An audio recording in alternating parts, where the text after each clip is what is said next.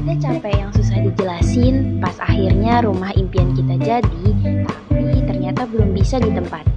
Kita ngerasa udah terlalu capek buat bersih-bersih lagi, habis proses renov yang nguras energi. Apalagi mau lebaran gini, gak mungkin kan kalau nyambut tamu dalam keadaan rumah masih belum bersih. Masalahnya, kotoran sisa renovasi itu beda. Teksturnya halus, ada di mana-mana, dan nyempil di tempat-tempat yang gak kelihatan.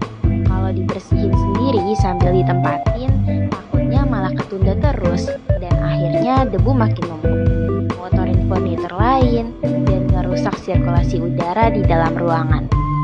Pakai layanan deep cleaning dari Clean Sheet ini, tempat yang susah dijangkau dan tersembunyi, kayak atas lemari dan jendela-jendela yang tinggi dibersihin dengan detail. Kamu tinggal terima beres dan siap sambut tamu di hari lebaran.